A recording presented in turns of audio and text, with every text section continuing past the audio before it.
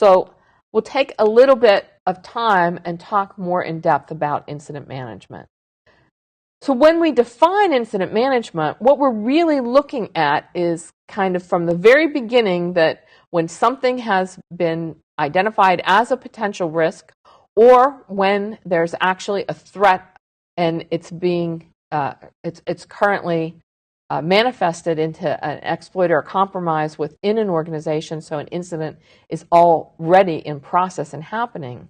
So once it's been detected, how that is actually handled, how that information is shared, who's looking and trying to determine what's happened, and then trying to implement the response part of it. But on top of that, it's also all the resources, and it's all the preparation, and it's all the integration with the rest of the organization that comes into play with incident management. So we're really looking at that end-to-end management of events and incidents across the enterprise. And that's what we're going to look at in more depth. When we talk about incident management, we have to be focused on the fact that it's not just fixing the problem with technology. It's not just putting filters in, putting security tools in, putting controls in. It's also looking at the application of process, ensuring that you have processes in place, that you have an incident management plan, sometimes called an incident response plan, so that when something happens, you're not trying to figure out in the middle of the incident what you should do, who you should contact. You want to ensure that you have that plan of action in place and that it can be repeated in a consistent, quality-driven manner. And you want to make sure that that plan is institutionalized. So that's part of the security awareness training, to make sure that people understand what the process for incident management is, who has the authority, who actually will perform the tasks, and what their role, if any, might be to provide information or implement best practices or follow best practices. We'll also think about that plan to be able to be measurable. Is it occurring in an effective manner? If not, how do I improve it, and where do I improve it? When we look at the process part of incident management, we know that there are sub-processes that have to be in place. And the types of sub-processes we're thinking about are the communications and notification process. So when something occurs, who needs to know within 2 minutes, 2 hours? Who can wait 2 days? Who are those people? Do we have contact information for them? And what is it that we are going to tell them? And what do we want them to do with that information? So what are our processes for notification and communication? Also the processes for analysis and response. For particular organizations within particular sectors, they may not actually have approval to perform certain response strategies. For example, if they're an e-commerce organization, they may not be allowed to take their e-commerce sites and servers offline. So then how are those servers protected, updated? What are the processes in place to handle that? We also want processes for collaboration and coordination. We want to know, who do I call for assistance? Who do I call if I need changes in the firewall? Who do I call if I need help with analyzing a piece of malicious code? Who do I call if I need to collect evidence in a forensically sound manner? These are all types of interfaces with other parts of the organization that may occur. I need to know how to do that in a consistent fashion and who the right person is to contact. And I want them to know ahead of time what their responsibility is to me. I don't want to surprise them. I don't want them to be unaware. So both sides of any type of coordination need to understand what the plan is and buy into that plan. And if you have external collaborators that you need to coordinate with, if there's external research organizations or security teams that you'll go to for assistance and advice, you want to make sure that you have processes in place that have established formal communication channels. The same thing can hold true for law enforcement. When do you actually contact law enforcement? Who contacts law enforcement? Have you introduced yourself to law enforcement ahead of time? Do you know what type of information to relay? Do you know when you should actually, when and how to relay that information? And a large part of incident management is the process for actually collecting the information related to any type of incident that's occurring and what you did about it. How was it detected? What type of analysis was done? What type of response and mitigation was determined to be the most effective in the case? And how was it implemented, and was it implemented? So we usually think about some type of incident tracking system or workflow system. So we're looking at establishing processes for how all those different types of activities are performed. So it's not just the technical response aspect. It's also incident management has to ensure that it's happening in that consistent fashion that we're talking about, and that all the right players know what their role and responsibility is. Over the years at the Software Engineering Institute, the CERT division has done work in the area of incident management. And this is the incident management process model that was developed by thinking about everything that goes into actually performing incident management. Out of this process model, which has a document that can be read on the CERT website, we talk about 5 different areas. Across the top, you can see that we're really looking at all the preparations that have to be in place. So that's the orange line that goes across. And that says, what are my points of contact? What type of tools do I have in place? Has risk assessment been done? Do I know some of the threats? Do I know my critical assets? Have I trained my staff? Many more things that we'll take a look at. Across the bottom, the blue line is the protect side of things. So this is actually a large part of security management, that there's a large part done by the information technology or IT group to actually maintain and put in place security defenses and access control and asset management and things like that. This does not say, it doesn't talk about those things being part of incident management, but they feed into the knowledge of how the infrastructure operates. So when we look at protect, what we're talking about is when an incident is being handled, what changes have to occur in the infrastructure to contain or eradicate that activity. Also with protect, what we're taking a look at and trying to talk about is how we can proactively understand the threats that are out there. So protect can also include the risk assessment that we mentioned before.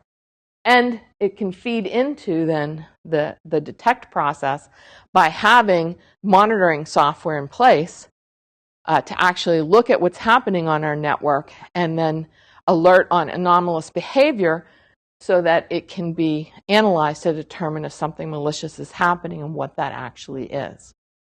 You'll notice that prepare and protect go the whole length of the process model itself.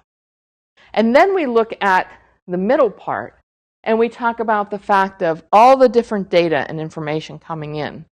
Reports of event and incident activity, reports of vulnerabilities in particular software or hardware components, the network monitoring that we talked about, and then also open source information gathering, sometimes called public monitoring, keeping track of what people are talking about as far as different types of threats that might be out there and different attacks that may be ongoing. So other people reporting to you or telling you about things, or maybe something in a newspaper or something at security sites. We'll talk more about the technology watch piece being actually keeping up to date with all those types of changes in new technologies and how they may be under attack, new mitigation strategies, and just new attack types that may come out. And then also just general information requests. So all of that coming in to the incident management process and using that information to help detect when we think there is malicious activity occurring or suspicious activity occurring. And then based on that, feeding that into the triage, and this should actually say triage and analysis. So to take a look at the triage and analysis piece and say, okay, how critical is the systems that are being affected? What do I have to do as far as a time frame? How do I need to respond? What's the urgency? What's the category? What's the initial piece happening? And then feeding that through the results of analysis to help plan my mitigation and response strategy. And then within the response part, when the incident is actually completed, well, when you close the incident, taking a look and determining, have I learned anything? Have I seen where there were holes in my infrastructure, missing policies and procedures? My staff didn't have the expertise that was needed to perform those incident management tasks, and pulling out those lessons learned and feeding them back into the protect and prepare processes to now improve the operation of the incident management process. So that incident management process model gives a very high view of the different pieces of incident management. But if we take a look and try to define the terms a little bit more, incident management is actually all of these different pieces here. And when we move down next and we talk about incident handling, this is the process for every time we find an event or an incident, or maybe events and incidents that are common, that are the same type of activity occurring. So as an incident is declared or detected, what do I need to do to resolve that particular incident? So incident handling starts with the detection, goes through triage and analysis, and then comes up with response. If I look back at that incident management process model, this is the whole high-level process for all the different information coming in and all the different process pieces. This piece is how I handle an individual or series of incidents coming in. And then if we look at this last piece and we look at the respond component, respond is really planning and executing my mitigation, response, and recovery steps. That's really what incident response is. But one of the things that we have to mention is that this whole area commonly just becomes called incident response. It's the term that resonates in the community. It's kind of the term where originally that's what things were called. So incident management, very often people are talking about incident management, and instead what they end up calling it is incident response. But we wanted to call out that there was one part of the incident handling process that is the response sub-process. This can come into play when you're actually organizing your incident management structure for your organization.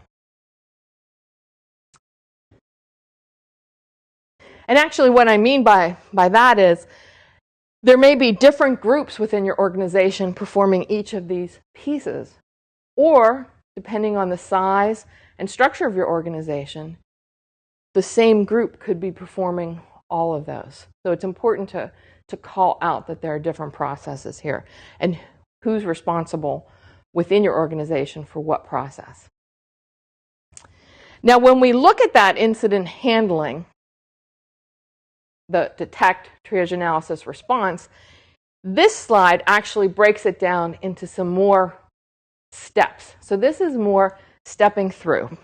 So we see that an incident is identified, or there's an event, rather. Sorry, there's an event that was been identified.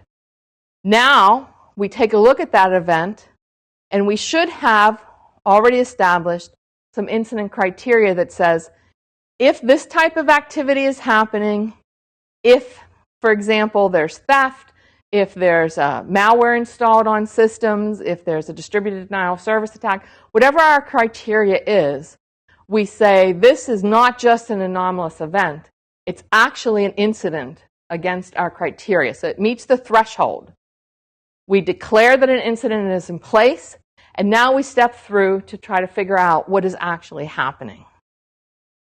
Now, this declaration process is not usually like a big process. It's not someone standing up and ringing a bell and say, oh, an incident's been declared. It's just that it moves from being just an event into that incident handling process. It's not necessarily a large announcement that that's being done. Now, as we step through, we also then begin that analysis. The who, what, where, why, when, and how. What's going on here? And then, as we mentioned on the previous slide,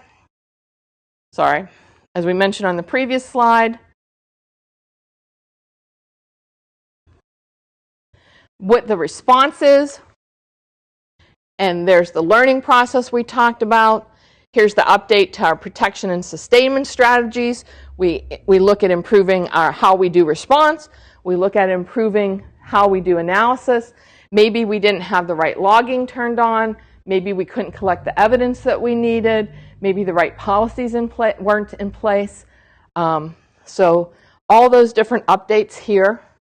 And then maybe there's new incident types, or maybe we need to update our incident criteria because it wasn't clear if this particular anomalous activity or suspicious activity was actually an incident.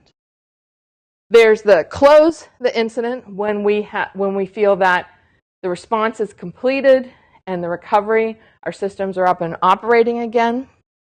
But notice also that this becomes a circular in the fact that those update, protection, and sustainment strategies, everything that comes out of learning from the incidents goes back into thinking about how do we identify, detect, and prevent incidents.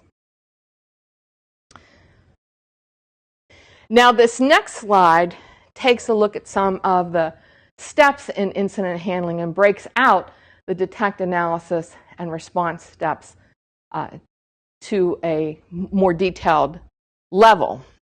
And the key piece here is to look at, during the lifetime of handling that incident, there are some key activities that should occur continuously. And those activities, you can see on this side, are coordination, reporting and notification, documentation, data acquisition, and preservation. So the data acquisition and preservation piece says, throughout the life of the incident, I'm collecting more information, I'm collecting more evidence, and I'm preserving it if I need to, if I'm doing it, and I'm going to prosecute, or I need to collect the information in a forensically sound manner, then I might have specific methods I need to use to preserve it.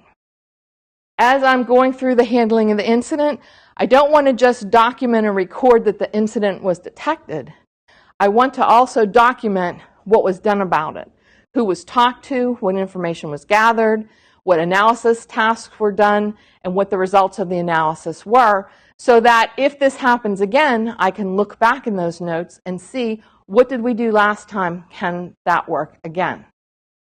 Reporting and notification, that gets into that process that we mentioned earlier in this module about who needs to know and in what time frame. And also reporting, you may have requirements to report externally. So for specific type of data breaches, there may be parts of the federal government that need to be notified within a certain time frame. So you may have external reporting requirements. And coordination, you may be working with others to get the data, to maybe get logs from affected systems or network traffic that can indicate what has been going on and also help you understand the malicious activity. You may be coordinating with people to do the analysis. You may be coordinating with people to do the response. So those things are happening all the way along. And we also see that analysis and response can occur in a cyclical manner too, in the fact that you probably do a little bit of preliminary analysis, and maybe there's some preliminary response steps. Maybe there's some filtering or blocking done on the network. Maybe there's some containment of a system. But then there's going to be more analysis and more response to understand further.